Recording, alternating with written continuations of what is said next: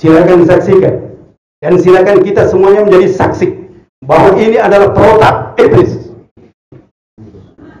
Tentu terang. Memang saya saat itu seharusnya menangis.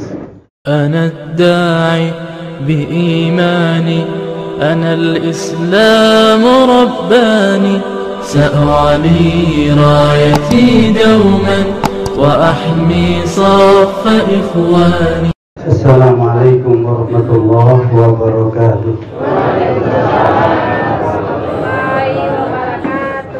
Alhamdulillahi ala kulli hal.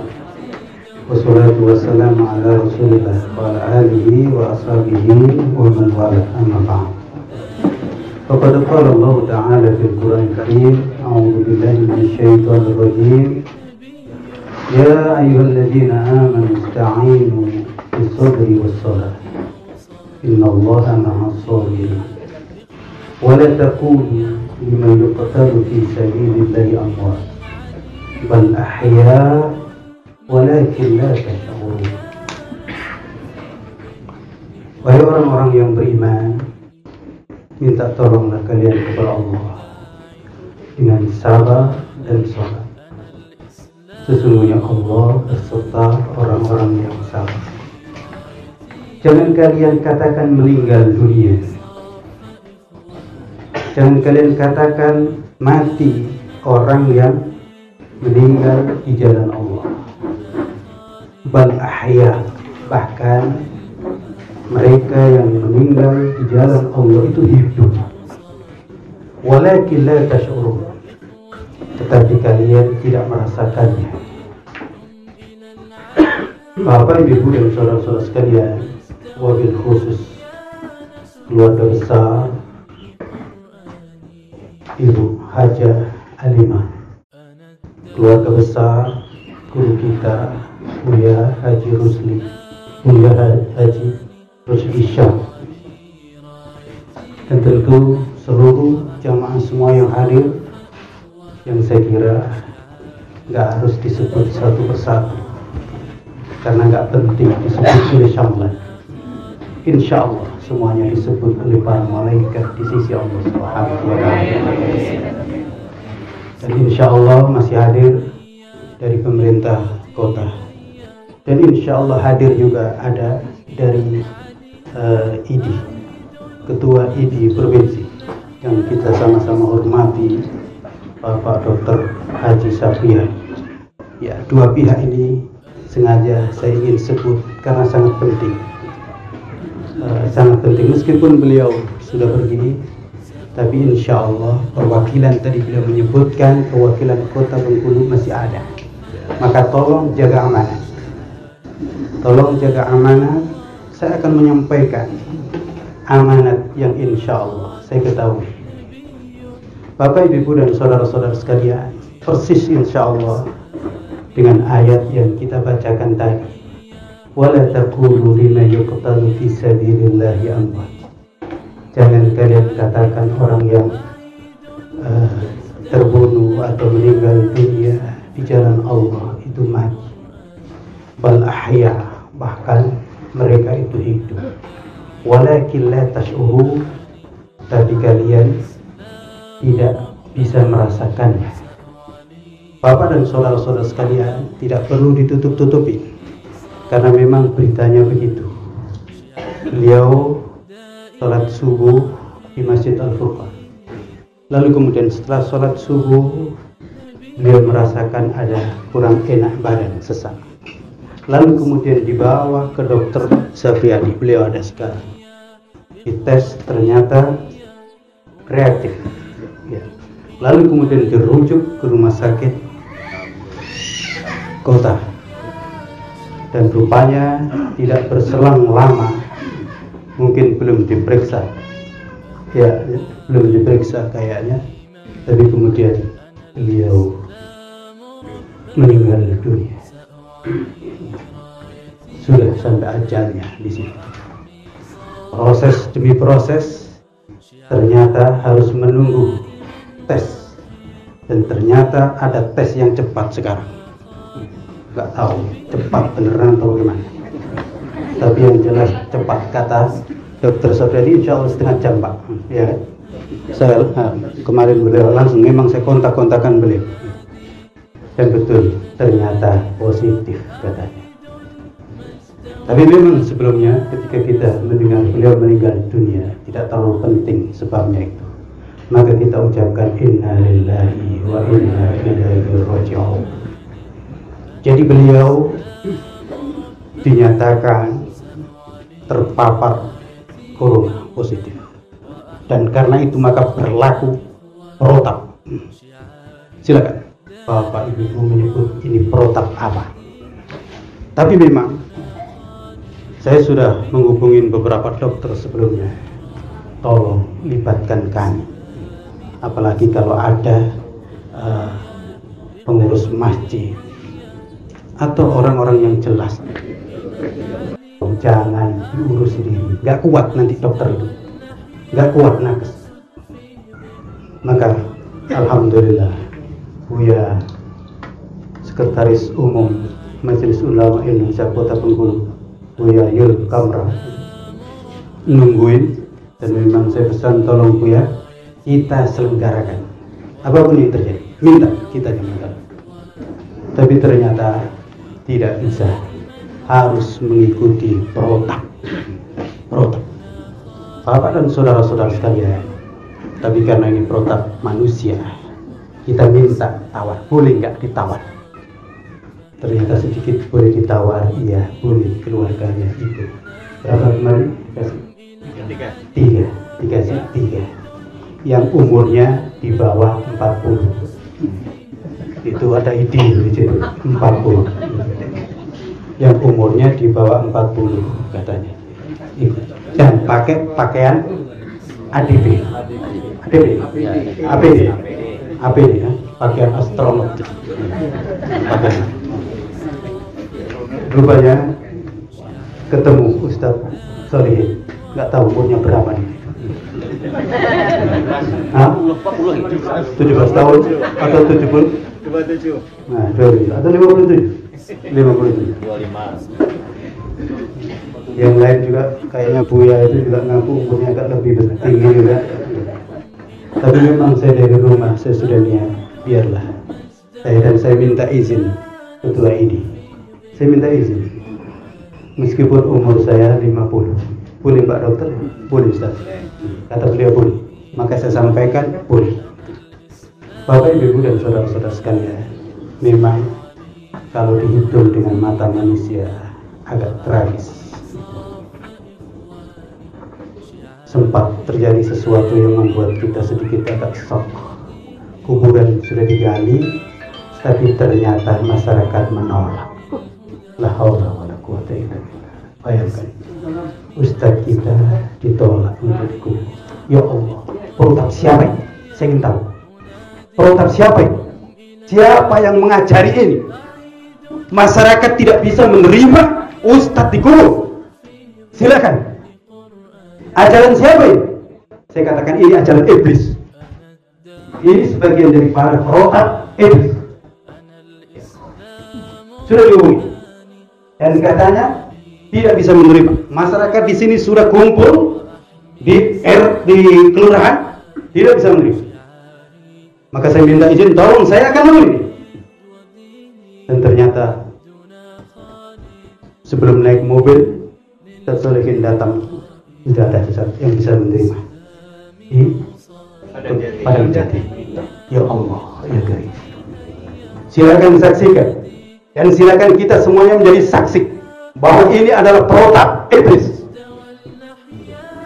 Tentu terang, memang saya saat itu seharusnya menangis karena guru saya meninggal dunia. Tapi ketika itu saya tidak bisa menangis karena melihat sesuatu yang tidak pada tempatnya. Kita ini orang-orang beragama. Orang meninggal dunia mau ditolak, dikuburkan.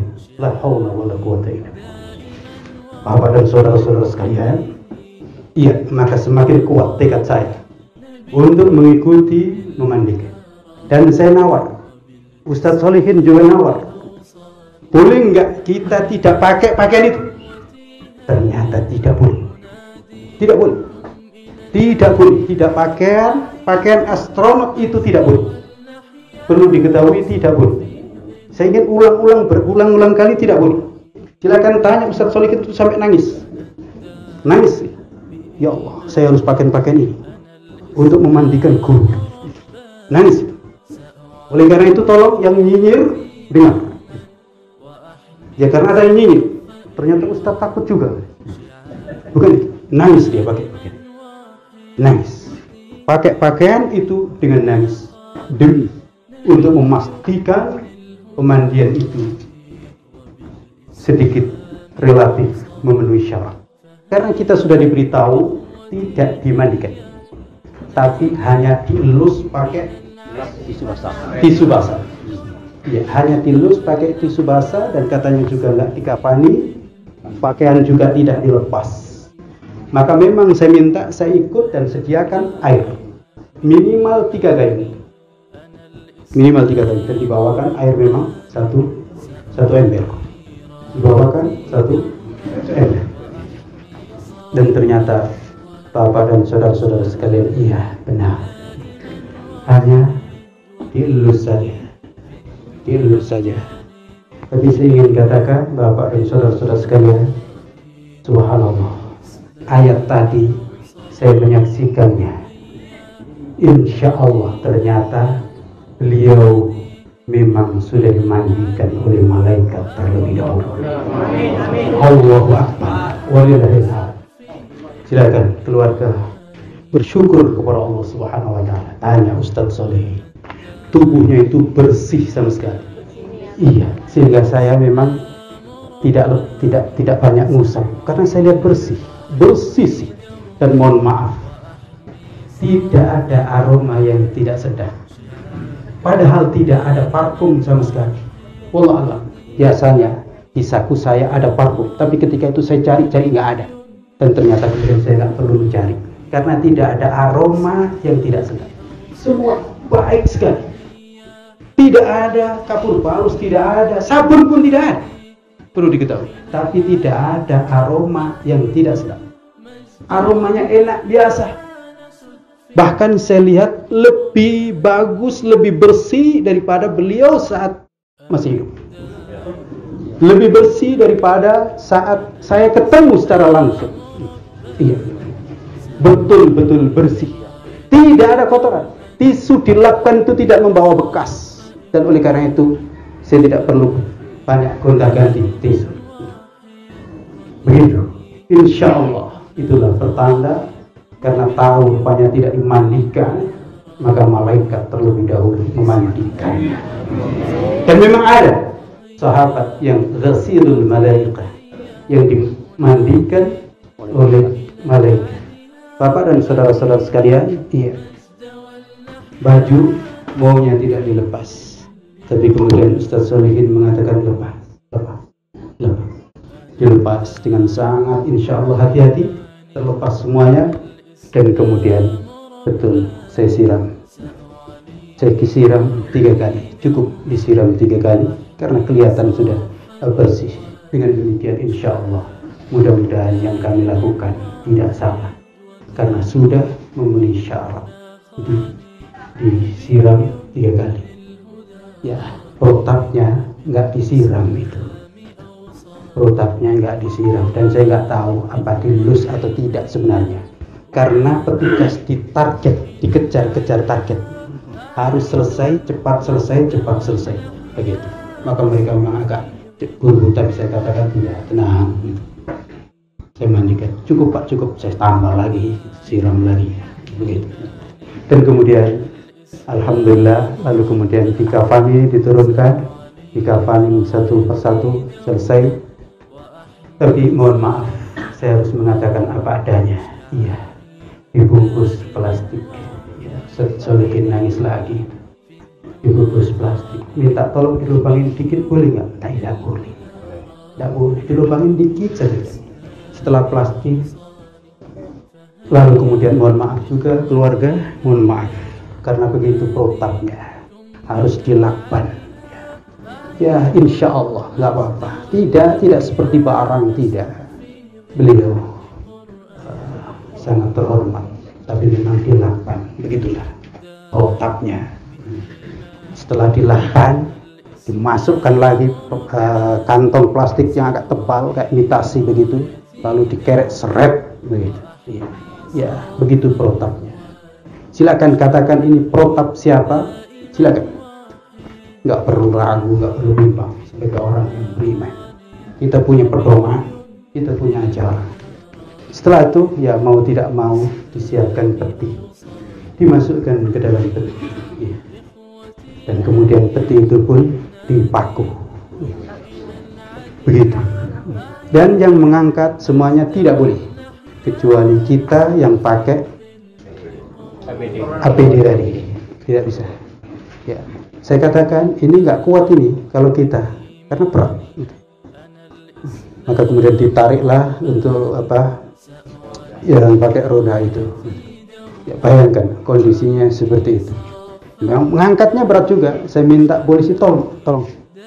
Mereka angkat tangan, tidak bisa, karena kami tidak pakai APD. Jadi polisi yang gagah berani itu nggak bisa, karena tidak pakai APD. Dan silakan dibayangkan jenazah sudah di dalam peti, sudah ada plastik rangkap 2. Lalu peti, lo kok ngangkat peti saja, nggak tahan, nggak mau, nggak pakai. Masya Allah, akal siapa itu? Ibu-ibu, bapak, kita ini sekolah, insya Allah kita masih punya akal. Ayo kita jalankan akal kita. Ayo kita jalankan akal kita. Ayo kita jalankan akal kita. Sudah di dalam peti, lo kok ngangkat, nggak ada yang berani tuh. Ya Allah. Dan sudah pakai plastik. Dan bayangkan sebelumnya itu, sebelum dimandikan, alhamdulillah terbuka.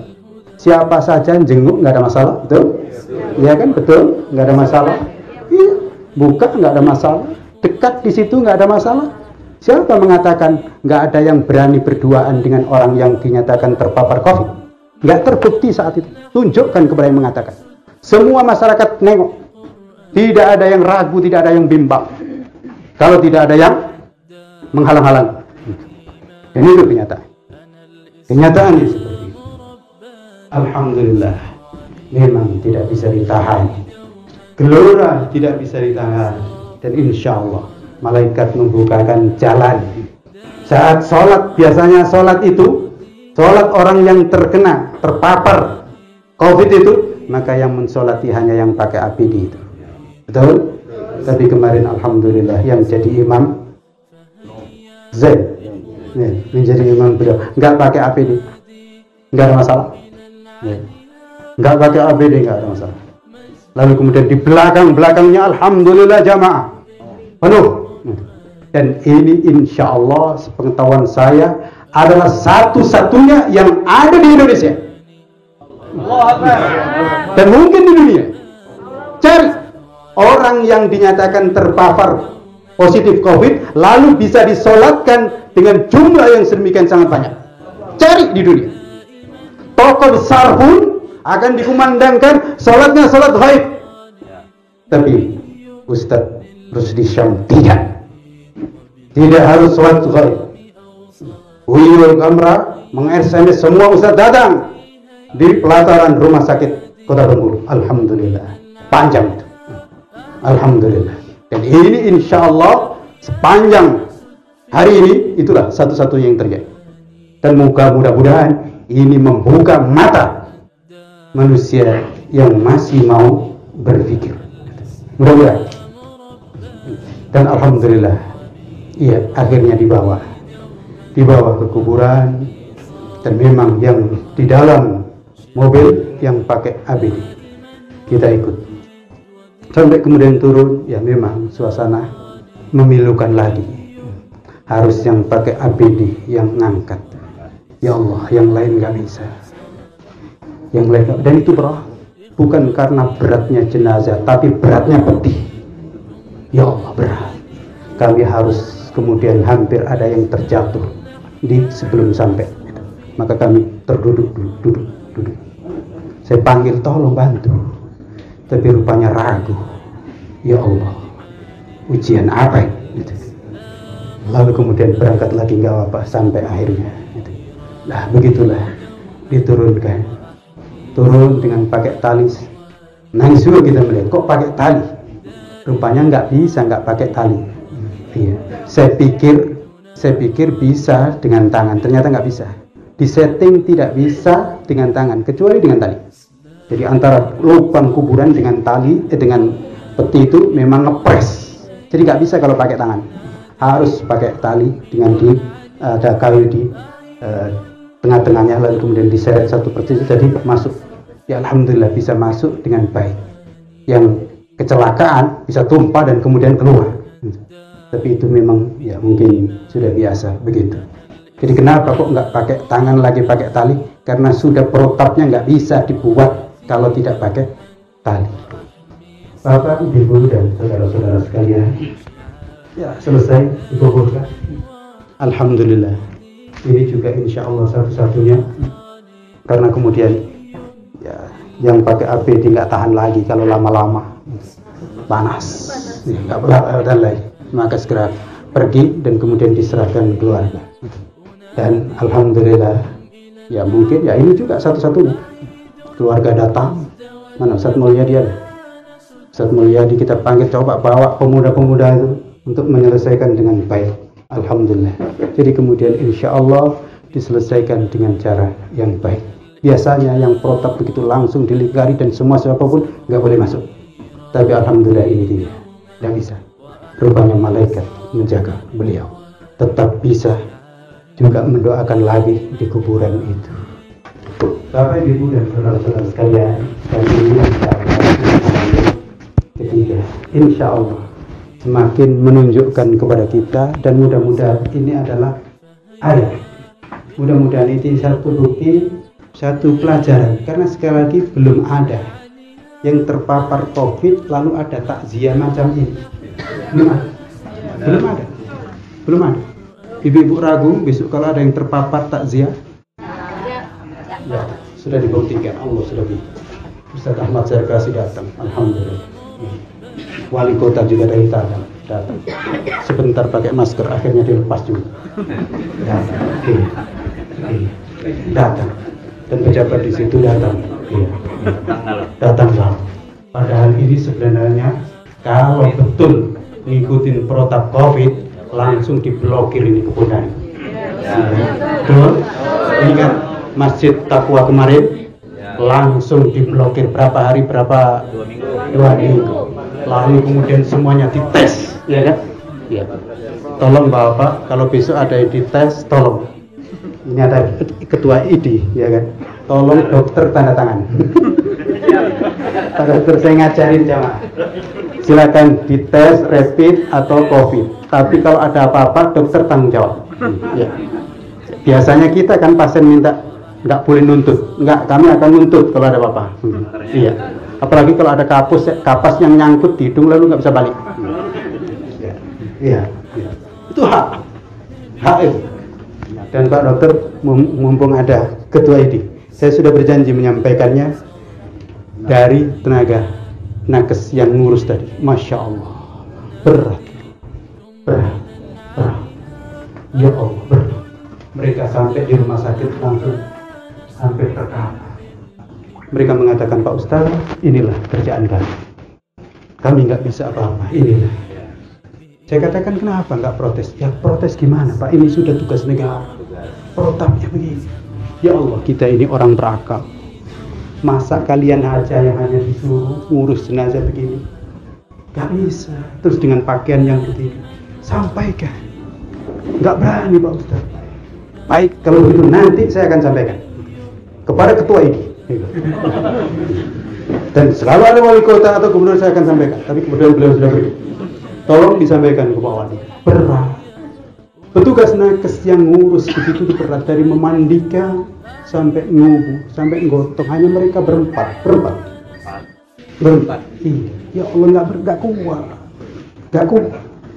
Kalau kuat ngos-ngosan itu, dan betul ngos-ngosan. Maka kalau ada yang pingsan, kalau ada yang meninggal, insya Allah penyebabnya bukan karena COVID, Tapi karena protap yang tidak manusiawi. Catat. Iya. Pak Dokter, iya. Itu protap yang tidak manusiawi. Iya. Saya katakan tidak manusiawi. Tidak manusiawi. Saya belum berbicara syar'i, saya belum berbicara akal. Tapi itu protap yang tidak manusiawi. Menyuruh ngurus jenazah dengan pakaian begitu, terus kemudian dikejar-kejar dengan waktu dan nyaris tidak bisa bernafas karena masker saja itu rangkap 2. Ya Allah. Rangkap 2. Terus di sini ada kacamata yang besar. Maka di mana kita bernafas? Terus terang, saya sampaikan, saya cukup 1 masker. Saya tidak mau 2 masker. Karena saya tahu. Setelah itu saya pakai, saya tarik ke bawah. Ingatkan, puasa kok ditarik ke bawah? Iya. Mati saya kalau begini caranya. Ya, iya. Iya. Bukan karena COVID, kehilangan nafas. Udah umur 50 tahun. Mau dibungkam kayak begitu? Enggak. Maka saya tarik memang. Iya, seperti di situ. Dari bawah sampai atas. Enggak bisa bernafas kira-kira itu. Iya. Itu kira-kira ini protap yang tidak manusiawi. Pak Dokter tolong, Masya Allah, dosa kita menzalimin mereka-mereka yang seperti itu. Iya. Maka wajar kalau kemudian di Indonesia katanya banyak nakes yang meninggal dunia itu. Ini di antara sebabnya. Tolonglah untuk disampaikan. Jangan begitu. Wong juga sudah di dalam peti kok pakai pakaian begitu yang sedemikian rupa itu bagaimana? Apalagi yang kita takutkan? Ya. Dan sebagian orang sudah mengatakan jenazah itu nggak bisa bersin lagi. Ya. Kita nggak nolak corona mungkin ada, iya. Tapi dia itu sudah selesai. Dan sebenarnya kalau protap Islam, Bapak dan saudara-saudara sekalian, kita tunjukkan sakit apapun protapnya ya dikafani, ya dikubur. Mohon maaf jangan pakai plastik. Kenapa? Supaya segera bertemu dengan tanah. Protap Islam, petunjuk Allah, jasad manusia itu dari tanah, minal ard. Wasata'udu min ilal ard. Maka akan kembali ke tanah. Jangan dibungkus plastik.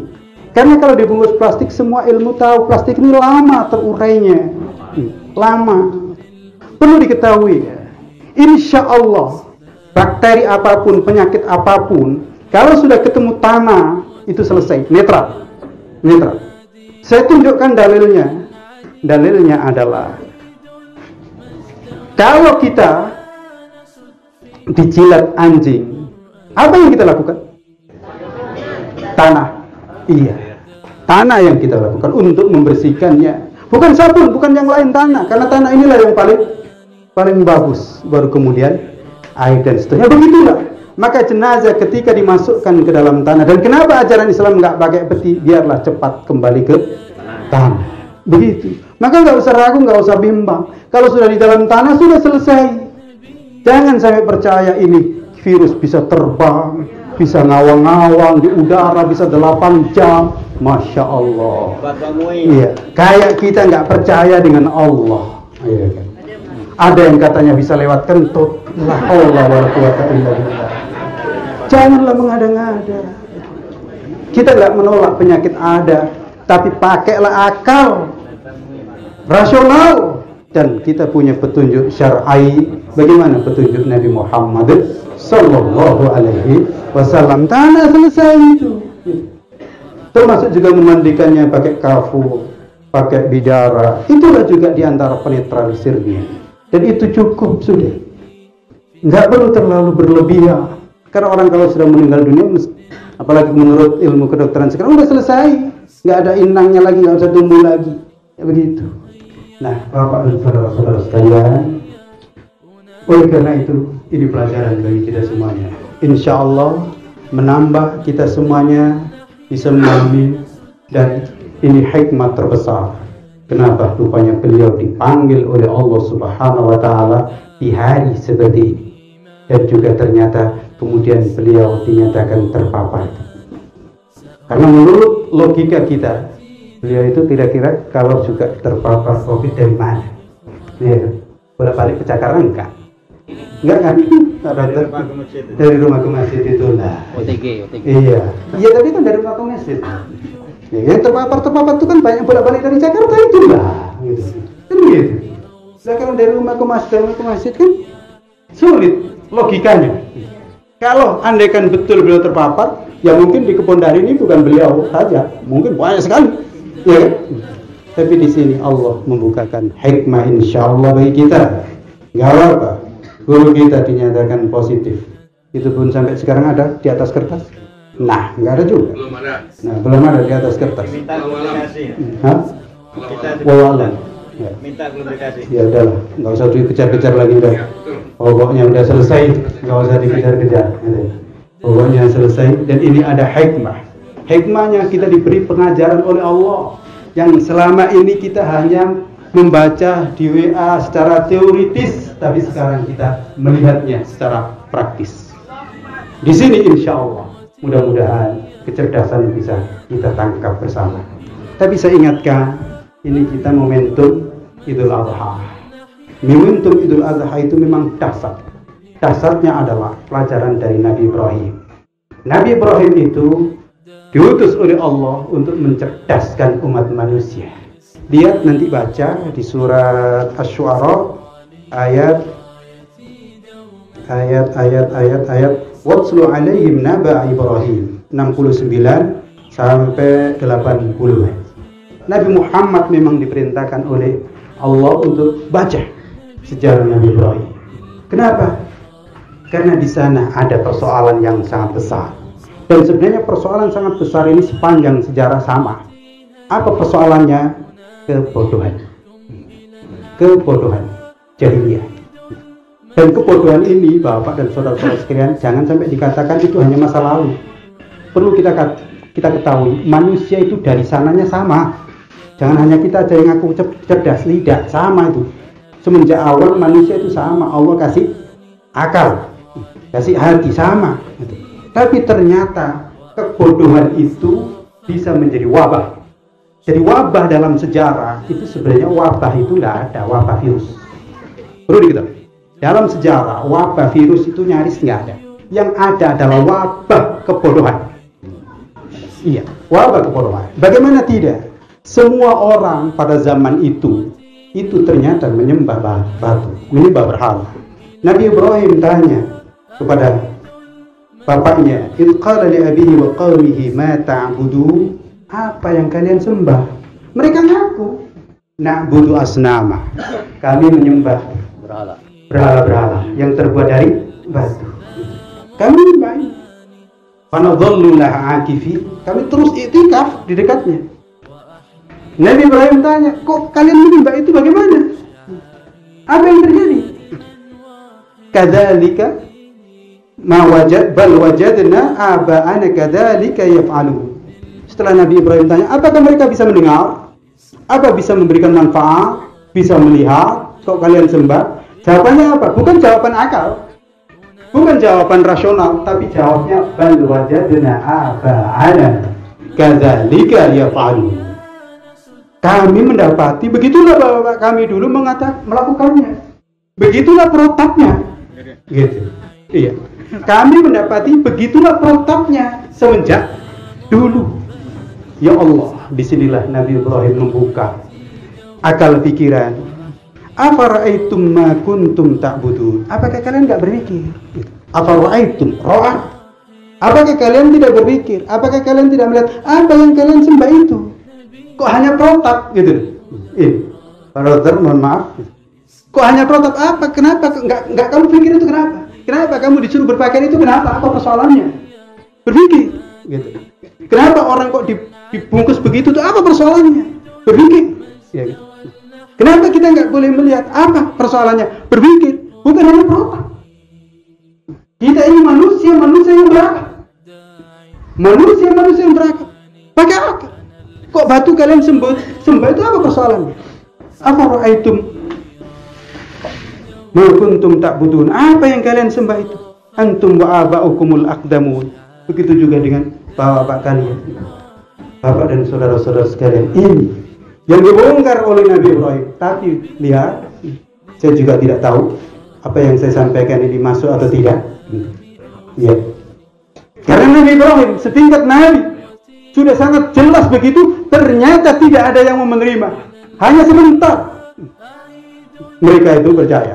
Padahal Nabi Ibrahim sudah memberikan dalil-dalil, bukti-bukti bahwa sebenarnya Tuhan itu adalah Rabbal Alamin, pencipta alam semesta. Bagaimana batu kok disembah? Seharusnya yang disembah itu pencipta alam semesta. Alladzi khalaqani wa yahdi. Dialah yang menciptakanku dan dia yang memberi petunjuk kepadaku. Ini aksioma. Siapa yang mencipta, dialah yang berhak memberikan petunjuk, yang memberikan protap. Aksioma begitu.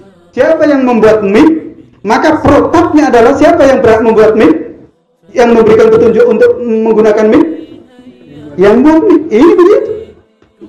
Begitu. Maka protapnya juga begitu. Siapa yang menciptakan kehidupan ini? Allah. Kalau begitu siapa yang berhak untuk mencanangkan atau memberikan protapnya? Allah. Enggak. Selain Allah. Ya. Apakah mereka merasa menciptakan langit dan bumi sehingga merasa menjadi Tuhan?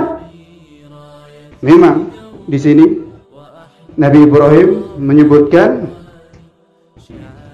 alladzi khalaqani fahuwa yahdin walladzi huwa yut'imuni wa yasqin wa idza maritu fahuwa yashfi. Ya, wa idza maritu fahuwa yashfi. Silakan untuk berhenti di sini.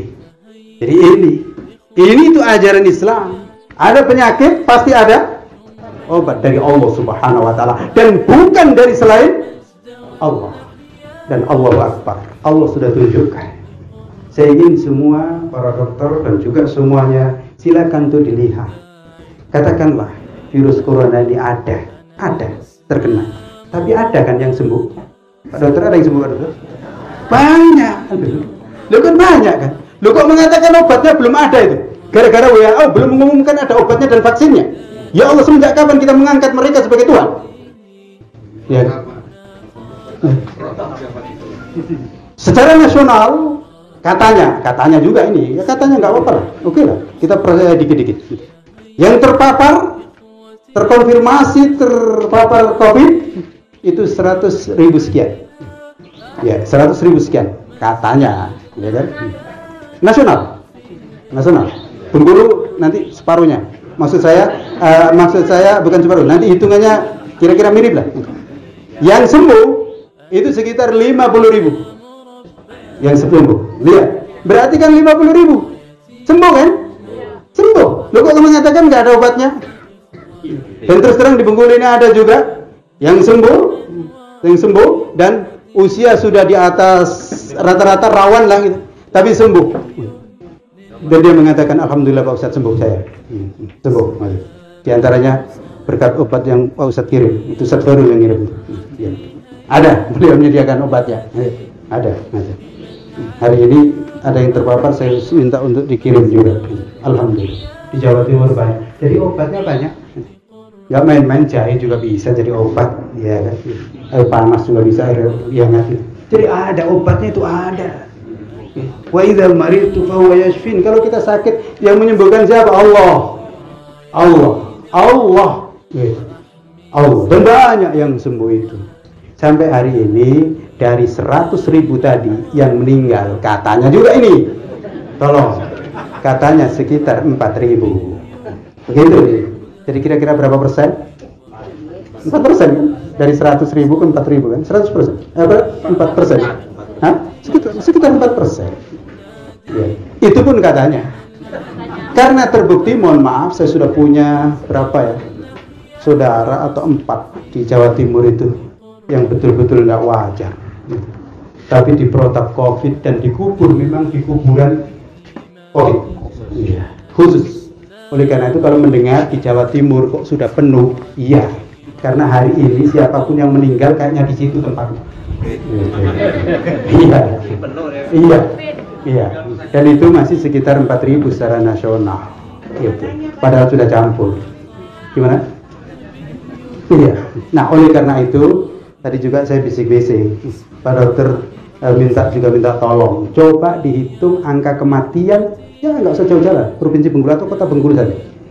hari-hari ini mulai dari Januari kemarin ada nggak peningkatan orang yang meninggal dunia dibanding dengan sebelumnya? Mulai Februari. Mulai Februari. Kira-kira ada nggak Pak Dokter? Ada nggak? Kalau ada berarti memang ya iyalah kira-kira. Tapi berapa persen adanya itu? Kalau ternyata nggak ada, ya memang semuanya udah biasa gitu. Ya coba mari kita pelajari juga Ustadz kita. Ya Allah, ya memang nggak ada masalah lalu kemudian ke dokter sebentar itu meninggal dunia kan? Ya biasa aja. Biasa aja. Terus juga yang tetangga sebelah juga tadi juga ada yang meninggal dunia juga. Usia berapa 70-an. Ya biasa meninggal dunia. Kita di Bengkulu ini kan Ustadz siapa Ustadz Datuk Kaya itulah pengalaman. Hampir tiap malam beliau itu tablet musibah. Ya. Nggak dulu nggak sekarang. Ya. Nggak dulu nggak sekarang. Di kota ini tablet musibah itu bisa 5 sekaligus, bisa 10 sekaligus itu. Oleh karena itu ya beliau tampang-tampang tablet musibah ini. Ini karena persoalan tertentu aja sampai ngumpul di sini. Ya. Terus terang saya sendiri jarang sekali memang. Kalau nggak sangat-sangat ya luar biasa ya bagian Datuk Kayu lah begitu. Ya di sini memang ibunda beliau kemarin memang luar biasa, nggak bisa saya. Ini juga beliau juga begitu, luar biasa. Tapi yang namanya kematian di Kota Bengkulu ini 1 RT bisa 2 semenjak dulu. Ya. Dan karena itu ustadz-ustadz yang hebat-hebat kan sebenarnya bukan karena khutbah Jumat, tablet musibah semuanya. Ya. Nah, Bapak dan saudara-saudara sekalian, mari kita semuanya buka. Begitu. Maka ujungnya Nabi Ibrahim itu, ini juga ada nih. Walladzi yumituni tsumma yuhyi. Allah itulah zat yang menghidupkanku dan yang matikan. Memang sejarahnya, ceritanya Namrud unjuk gigi juga itu. Kalau yang ini saya bisa, katanya. Menghidupkan, matikan saya bisa juga. Maka diambillah 2 orang. Yang satu dikasih hadiah, dikasih makanan minuman, suruh pergi. Aman. Yang satu langsung ditebas lehernya, gelinding dia. Mati. Dia mengatakan, nah bisa kan saya menghidupkan, matikan? Akal? Berakal? Atau gila? Gila kekuasaan. Jadi ujungnya Bapak dan saudara-saudara sekalian, memang ya berhadapan dengan bukan akal pikiran yang sehat, tapi kekuasaan. Saya tahu kenapa banyak yang tidak bersuara, karena kekuasaan. Karena kekuasaan. Ya, ikut sholat tarawih saja langsung dimutasi. Ya Allah, ini bahasa apa ini? Ini kita ini zaman merdeka. Ya Allah. Nah, kok ikut sholat tarawih langsung dimutasi. Masya Allah. Turun pangkatnya Kak? Hah? Turun pangkatnya. Iya, diturun bukan mutasi ya? Oh, bukan. Turun angkat. Masya Allah. Ya Allah. Itu sholat tarawih. Sholat subuh lain lagi. Sholat hari raya apa lagi? Lebih besar lagi. Ya Allah. Coba bayangkan. Ini ibu-ibu, bapak masih mau di rumah? Silakan. Di rumah lah. Sampai kepegelan. Begitu juga silakan. Anak-anak dikurung di rumah, suruh main HP. Terus silakan. Mana yang lebih enak kira-kira? Anak-anak di rumah main HP atau sekolah? Itu lihat, sekolah tutup semua. Maka Pak Wali tadi terus terang saya membisikin, dan itu bukan main-main. Saya sungguh-sungguh. Saya doa mudah-mudahan beliau menerima.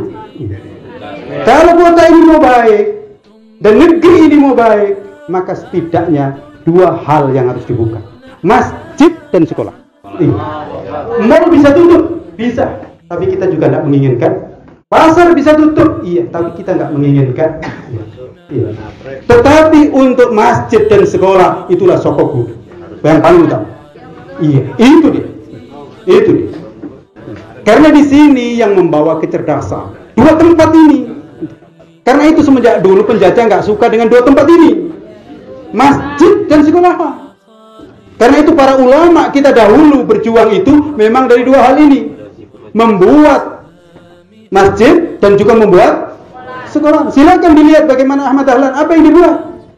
Silakanlah Hasyim Asy'ari, apa yang dibuat, masjid. Jangan salah, masjid dan sekolah ini sudah ada sebelum Republik ini berdiri. Iya. Pesantren sudah berdiri duluan, sekolah-sekolah sudah berdiri duluan. Kiai Haji Ahmad Dahlan mendirikan sekolah-sekolah sebelum negeri ini ada, dan karena itulah negeri ini kemudian merdeka. Mau ditutup sekarang?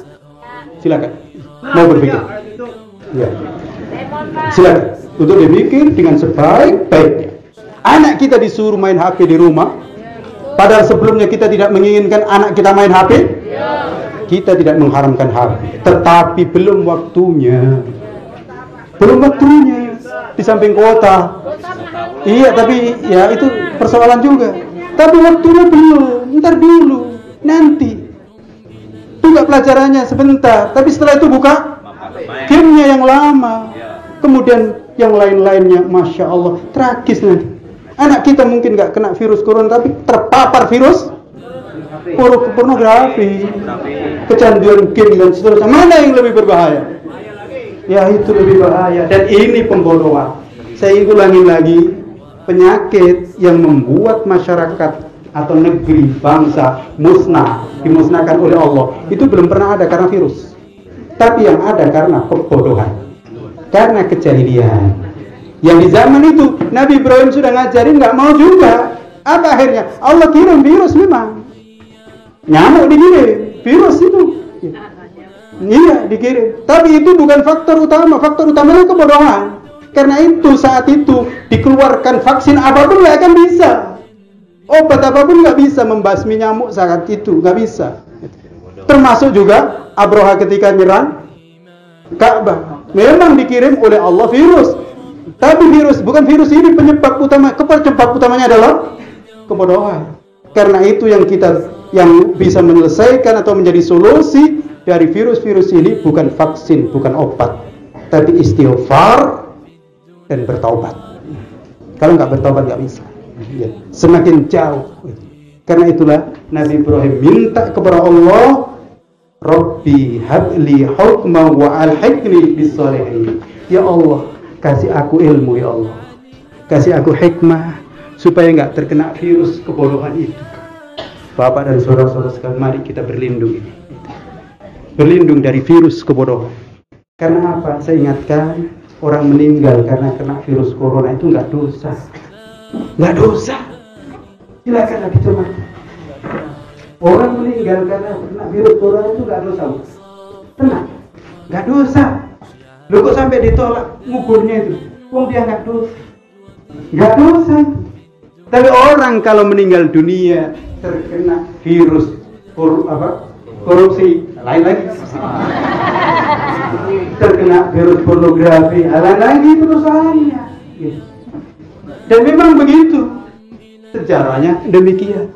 Oleh karena itu perlu kita ketahui bersama, iya memang kita menjaga kesehatan iya dengan batas-batas yang wajar, tapi ada yang lebih penting yang kita jaga, yaitu hati nurani kita, jiwa kita ini.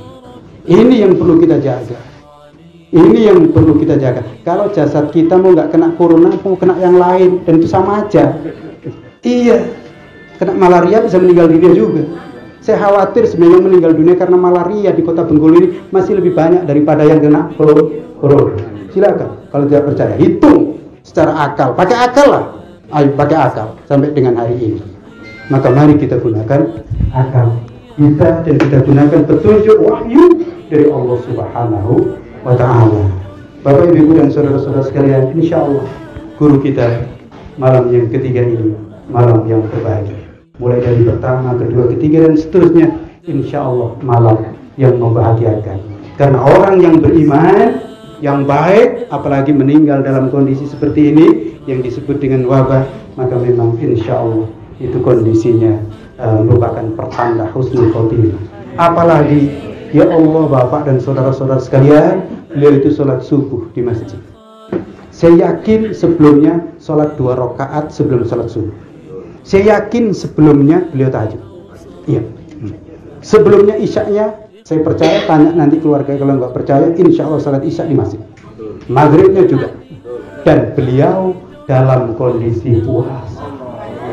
Ya Allah, dalam kondisi puasa. Hari Arafah. Hari apakah lagi yang lebih baik daripada itu semuanya? Mudah-mudahan kita semua bisa meneladani. Subhanakallahumma rabbana wa bihamdika asyhadu an la ilaha illa anta astaghfiruka wa atubu ilaik. Wassalamualaikum warahmatullahi wabarakatuh.